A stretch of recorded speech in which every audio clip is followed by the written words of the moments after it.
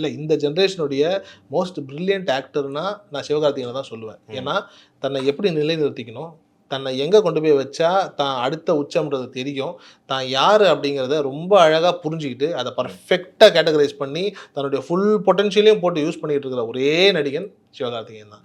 ஏன்னா கோட்டில் ஒரு சின்ன சீனு, அதில் அழகாக துப்பாக்கி தூக்கி விஜய் கையாலே வாங்கி இதை புடிங்க சிவான்னு சொல்ல வச்சு இன்றைக்கி அது ஒரு டிபேட்டாகவே மாற்றி ஒரு விதமாக மக்கள் மனசில் பதிஞ்சே போச்சு. விஜயே சொல்லிட்டாரு இவர் தான் அடுத்த விஜய்ன்ற மாதிரியான ஒரு மனநிலையை கொண்டுட்டு வந்து ஒரு விஷயத்தை பண்ணுறாருல சிவகார்த்திகேயன், பிரில்லியன்ட்.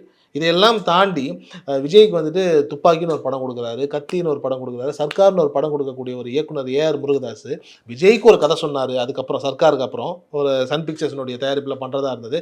அந்த டைமில் சில காரணங்கள்னால அந்த படம் பண்ண முடியல அப்படின்னும் போது நேராக இவர் அழகாக உள்ளே போகிறார்.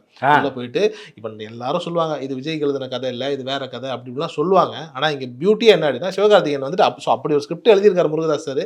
அந்த படம் வந்துட்டு விஜய்க்கு பண்ணாமல் போச்சுன்னும் போது அப்போ நம்ம என்ன பண்ணலாம், நேராக போய் உட்காந்துட்டு சார் எனக்கு நான் உங்கள் படத்தில் நான் பண்ணோம், ஏதாவது ஒரு கேரக்டர் சொல்லுங்க அப்படின்னா உடனே முருகதாசன் நினைப்பாரு விஜய் இல்லையா நான் சிவகார்த்திகேயன் வச்சு அதை பண்ணி காட்டுறேன்.